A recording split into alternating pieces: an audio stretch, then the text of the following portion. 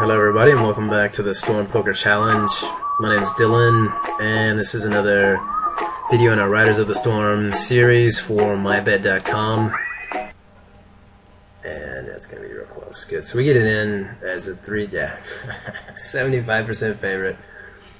And he ends up sucking out. He is going to take it down one time in 4 more or less, right? And that was unfortunately one of those times, guys. It's called variance. That's called a bad beat. It's called a suck out. You're going to hear it referred to in a lot of different ways. With more or less emotion depending on whom you're playing with. But yeah, you know, we flopped a miracle. He flopped a decent draw. Made a good check shove, right? That's a really good move against my entire range because I'm going to have missed that flop a lot too, right? So bravo, this guy's play was actually very good. I've got nothing against his shove there given the circumstance. I think it's a fine play. And yeah, our call was good. As you guys saw, you know, we got it in both of our tournaments as pretty much 70-75% favorites. And yeah, struck out pretty hard. Hence, while you're waiting for your wave, guys, back to our, the initial topic of this video, you can be running your cash game tables on the side. And I think just to close this video up, what I'll do is go ahead and set up a 4-table Storm cash game situation, which is what we're going to be playing from here on out. Alright guys, and yeah, we isolated here with the Jack-10 on the button. Flop top 2, half pot bet it, as we're going to do when we both hit and miss. And here I'm just going to flat one, actually re-raise out of position, why not? He's on the button. 89, re-steal, suited. He flats, we hit top pair, he's only got 12 remaining. And I'm going to go ahead and bet how much? Probably around half pot with top pair there. And there comes the 10. So we got the inside straight draw to boot. And now I'm just going to shove. You know, again, any half pot bet is committed on the river, and I just go ahead and push it. Put him on overcards, and see what he can do. And he lets it go. All right, guys. So with that, we're going to kick off this final portion of our waiting for your wave video. And I'll look for the fitting music to accompany us along this final stretch here. Alright, little drum and bass action. A6 offsuit on the cutoff. We're going to raise that up as a steal. And off we go. Ace-King, got a hand. Ace-8, not going to play out of position versus a early position raiser and a flatter. 75 is a big fold. Pot the Ace-King offsuit. Theoretically. Yeah, you got to be a little bit careful, guys. I thought I had already made that bet with that click.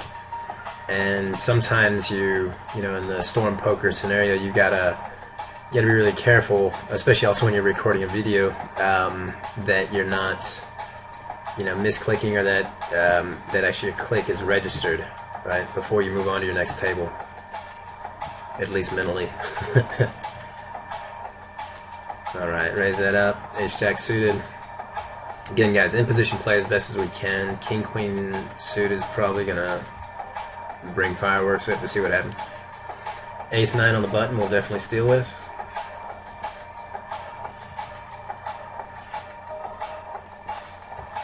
And again, you guys are seeing I'm doing, you know, I'm varying between basically 3x and 4x open raises.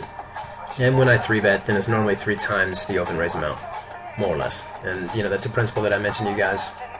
3 timing, and yeah, I'll be damned. I'm really getting 4-bet a lot here at these low stakes. I'm surprised actually.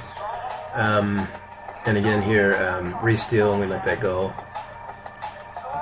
But yeah, again, guys, low stakes. I mean, it may well be the case that people are 4-betting lighter already at NL20 these days. Be information to me, but could well be the case, and at that point, you know, you got to really adjust. Other thing that's going on here is we're playing at a slight, actually a huge disadvantage. We don't have our Hold'em Manager HUD, our heads-up display, basically our stats that you guys see here on all the tables, and even here on this table, the stats are not. Well, we trip up here. Our stats are not correct for the players, so we're playing at a mathematical disadvantage for sure. But I think at this level in general we'll be just fine without. And I know a lot of you guys out there probably don't have Hold'em Manager, but I can only recommend it, especially for ring game play.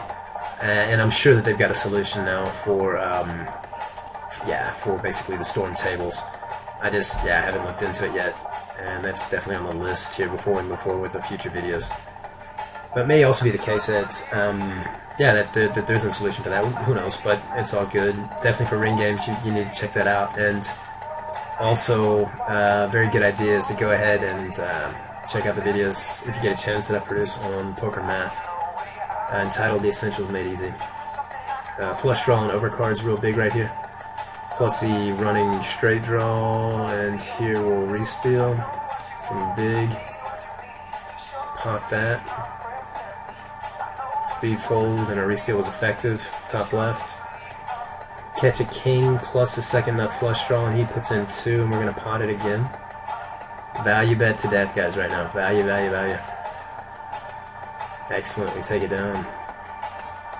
What I've been doing is basically going back after the cash game sessions here at Storm and just analyzing the big pots, basically in the Holy Manager replayer. That I would advise for all of you guys who have that program for sure.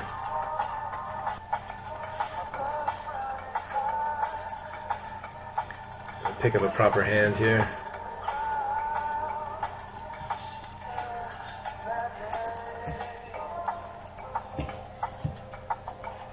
Again, yeah, don't click the check fold button. Whatever you do, they'll min raise you, and you'll have the auto fold check, and that's no fun. Now with the raise, of course, we can speed fold. King 8. Just let it go. You know, you can make your plays, make your moves, stuff like that, but you don't want to abuse it, and especially not without stats. You know what these guys limp call, limp raise stats are, stuff like that. It's difficult when you're playing blind like this. So it's pretty much what we're doing here is a oh shit, that was a misclick. Here we're gonna squeeze from the big blind, very powerful. Very powerful move, you know. Open a late raiser, right? Open raiser and then a light caller. You basically 3-bet that 9 times in 10, regardless of what you have. He checks and we take a shot on, you know, our accident call here. We got to try and salvage that. If you are in Austria tonight, make sure you come down to switch. And we did. Wow, imagine that.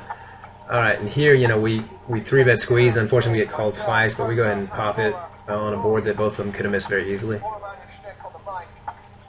And we're gonna float this guy one time. Basically looking for the spade. The bluff card here is our spade, and we just bet into it on the turn. Here we just make a half potter, I think. Okay, we get timed out. Now we can make a half pot. It's a 3/4 pot now that it's 2 suited.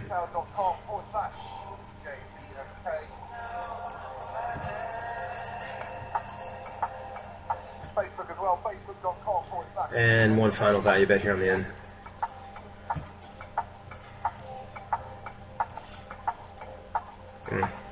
Didn't get paid. Again, we're going to squeeze that. Should have been more. Again, something's up with my buttons. Not kind of jumping away from me here. I'm going to min raise the... I'm going to raise the min raises here. The min betters. Pick up ace king again. We take that down uncontested. Very nice result for that bluff. Ace 6 suited. Ace king's going to get a play. Ace 4 also. Pick up our 78. So we're looking for the 5. Non-diamond, and we semi-bluff again. And here I'm just going to flat on the button. Here I'm going to re-steal from the small. Here I'm going to re-steal from the small. 6, 7, 8, 9 is no good. And he bets pretty hard, so we let that go. Now we got the flush draw here on top of it, and the ace probably good, so I just shove. And here I'm going to go ahead and push with my ace king in the blind battle. And here I half pot. Why can I not half pot? We get in a little light, but it's more or less a coin toss. Looking for a king or an ace here.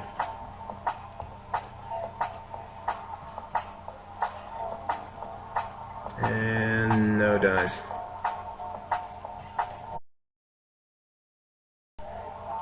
And let's 9-10 steal that one. 6s. And again, you know, when you're stealing with pocket pairs, it's always a nice thing because you can flat a lot if you get 3-bet for set value. Right, which you can't do necessarily with a lot of other hands, suited connectors, stuff like that. You can, of course, but it's not nearly as lucrative. In general, guys, definitely, please don't quote me out of context. Another ace king. Let's see if we can actually hit this time. So 2 AJs offsuit, and here we can actually squeeze again from the big blind. And we do. Ace jack, swing and a miss. Take it down. I contest it here pre-flop with the ace king. Nah. He makes a strong bet, and we're out. C-betted here with the S-Jack. Running flush draw, weak flush draw. Let that go versus his bet. 78 on the button suited. Max stretch, suited connector. Very good steal hand in general. You know exactly where you stand on the flop. And you do have what? Position and the initiative when you do get called. Sevens over pair, 22 remaining, 19, 17 now is the effective stack, namely ours.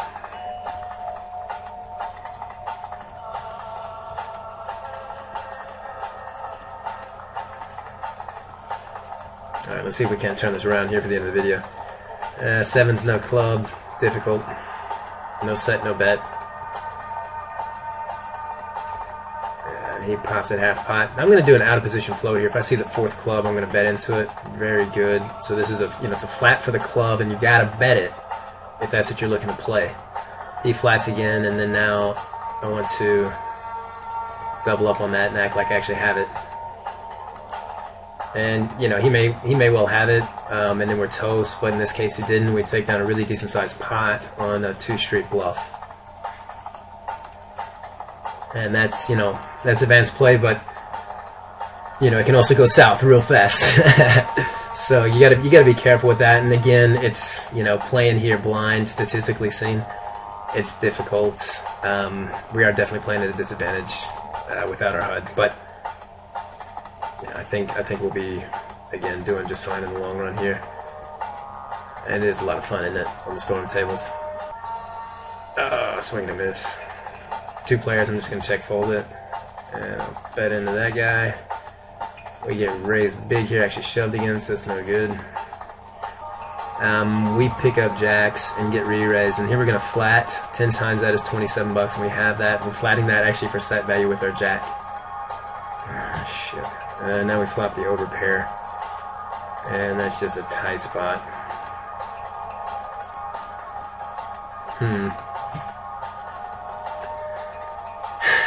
And he makes, you know, like a 3/5 pot bet. I can't see my time, 4 seconds. Alright, I'm flatting, putting him on ace king or ace queen. I'm pushing, I mean. I think he's got overcards, and I'm putting my money to it. I can't just call that, right? I can't just call that right there. And, you know, and then fold the turn, right? What happens when I call that bet, right? It's going to be 16 plus my 6, right? It's going to be 22 bucks. Pot's going to be much more than my stack size. I'm either thinking the guys on ace-jack are better, right? Or an underpair under my jacks, or not, right? So it's, in that case, already on the flop, it's a push-fold question. You're not thinking, oh shit, should I call that? You're thinking, you know, what's his entire range here? You know, how heavily weighted is it to high aces, underpairs, stuff like that, and you know, can I get away with this in the long run? Difficult when you're under such time pressure, and that's why I've also timed out here to really figure it out. Plus, not having the stats, you know, it's a different deal. But I think in general, it's very educational, and that's, you know, it's a really good spot. Anytime a call will commit you on a further street, right? Potentially, or your opponent, given the effective stack size. You're not thinking, should I call this or not, right? You're thinking, should I push or fold? And that's, yeah, it's a really, really good rule for you guys to take home. I'm just gonna limp one here, suited ace from time to time, you know, under the gun. Change it up. You don't always have to raise. You can also limp them, and If you're on passive tables where they let you get away with that, then you should limp a lot more with your speculation than you should raise. In general. Let's float this guy in position one time. There's our bet card. No heart. Here we flop top pair jack kicker. He does bet into us, and that's an easy fold for us. And again, guys, at the low stakes, most of these players are not going to be playing like we do. By any means. This guy isolates and on the button, so I think he's going to be isolating a lot wider here. So I go ahead and make a light 3-bet and take it down. With the correct assumption that, on the button these guys are going to be re-raising limpers to isolate them with a very, very wide range of a lot. Alright, so your 3-bet as a bluff goes up quite a bit in value after you make that funky under-the-gun limp. And again, also at the low stakes, the limp raise from most of the fish here is going to be with jacks or better, ace king, something like that. Here we're looking for the big 8, and it can't be a heart. Or, of course, an aggressive move, which will allow us to take it down uncontested. Please fold, please fold. Yes, sir. Yes, ma'am. Alright, now I'm starting to feel the vibe a little bit here, guys. We got the music in the background, a little drum and bass. We're on the uptick, and let's see if we can't turn this thing around. For those of you who are just tuning in, my name's Dylan for mybet.com, playing on their very impressive Storm tables. Really good offer for a lot of guys out there, a lot of gals out there looking to enjoy the online poker game in a much different format than you may be used to at the full ring and 6 max tables. And for those of you who are new to this, definitely see the videos that we produced beforehand explaining it all. Also kind of the theoretical background for the plays that we're making. Alright, we pick up not the nut flush, of course, or nut straight, because that nut straight would be the ace 10. But any 10 is probably pretty good here, and we do have a blocker for at least the diamond flush draw. And right here, I'm going to just go ahead and bet that out. And yeah, full pot size because I don't want anybody drawing out on us. And we take her down. Let's see here, just pot that. Hey, we're just going to limp on with the suited connector. And we catch our kings, and that should have hopefully been 3/4. Good. Half pot it. Take it down. We get freaking called again. I'm worried about those sets now. I'm just going to keep the pressure on. See what he does. You need to be able to lay this down in some cases, but yeah. It's difficult to lay down those big pairs, guys. It's difficult to lay down those top pair, top kickers, as we saw earlier. But you gotta have, you really need to have sets in your mind, especially given certain playing styles, certain lines, right, that look like calls with low and middle pockets. Dangerous game.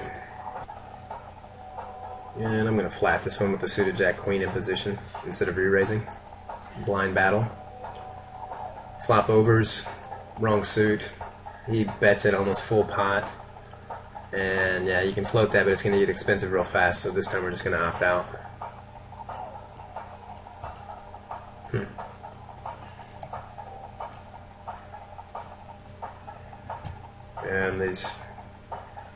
And there is some kind of lag definitely going on here. But, wow. Flop the nut straight again. That's intense. Unfortunately, on a lot of the big hands that we've been hitting, we're not getting a lot of play. And on the marginal, top pairs and over pairs hands, then we've run into some serious opposition. Again, that was supposed to be a half pot bet or a 2/3 bet, and the button didn't click.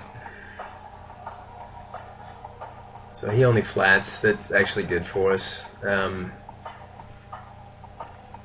And here, please, There we go.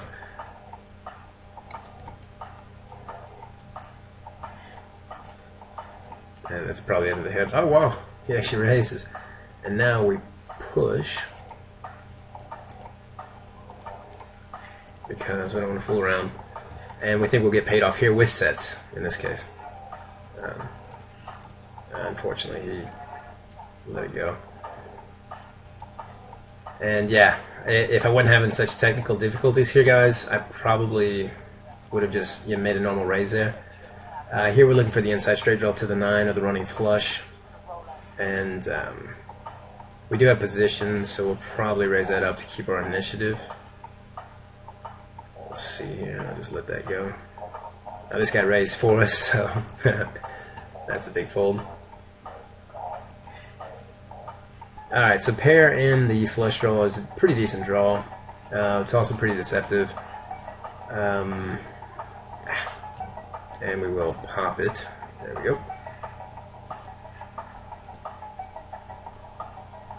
As a semi-bluff with the 56 here, suited. And here we flop the nut flush draw. And the 10-9 will definitely be a raise. That'll be our wave here. Back into the shore. And we go ahead and half pot that on a semi-bluff. Take it down. Here I'm going to flat out of position and then bet, high cards, stuff like that. And wow. So yet again, mid pair, inside straight draw, in position, he checks, we bet it, half pot, should work out most of the time. Yeah. Take a shot, get pushed against, and that was it. Let's see here, 34, not quite. Let's see if we take this down uncontested. And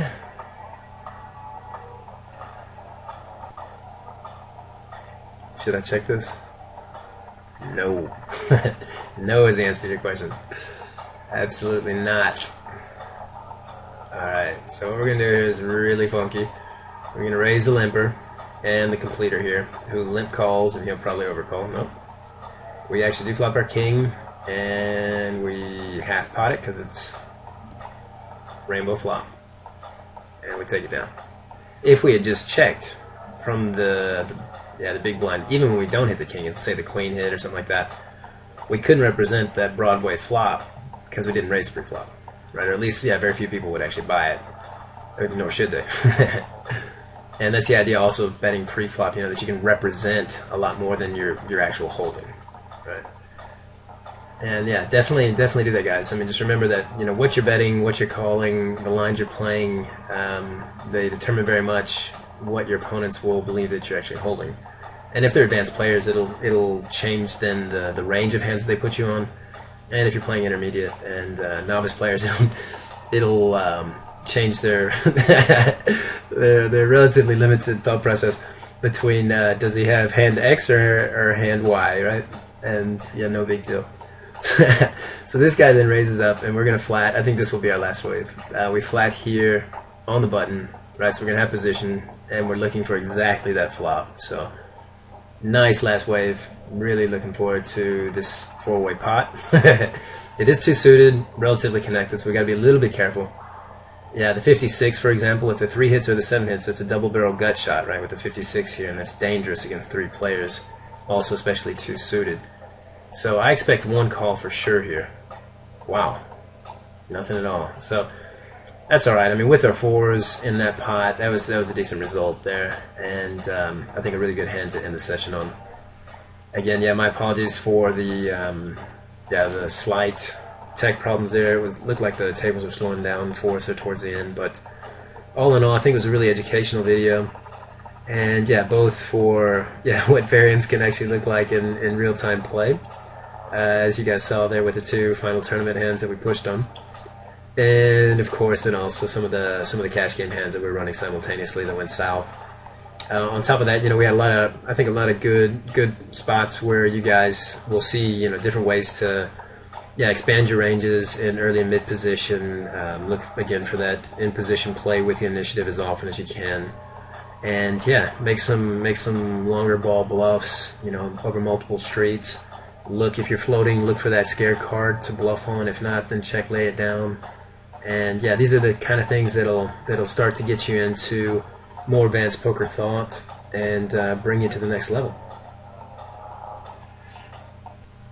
So that was it, guys, for this video. And yeah, as we had mentioned at the beginning, I was waiting for your wave, essentially playing tournaments and then simultaneously running some storm tables on the side, such that you can maximize your returns in any given session. And then also, if you are clear on that bonus, that's a much more effective way to do it than just playing tournaments, for sure.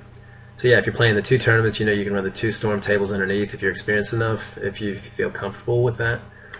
And then, of course, as we had done, when one tournament goes south and you throw on a 3rd storm table, if you do run into that extreme variance there on your last runner concerning your multi-table tournament, then you can go ahead and 4-corner it with your storm tables, run a little cash game action, to finish up the session, and hopefully do real well, irrespective of the tournament results.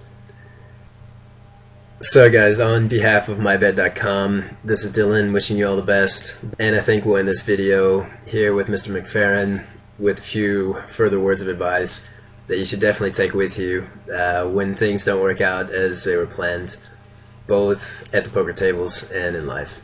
Till next time, guys, all the best, and best of luck at the MyBet storm tables. Listen to what I said. In your life, expect some trouble. When you worry, you make it double. Don't worry. Be happy now. Don't worry. Be happy. Don't worry, be happy.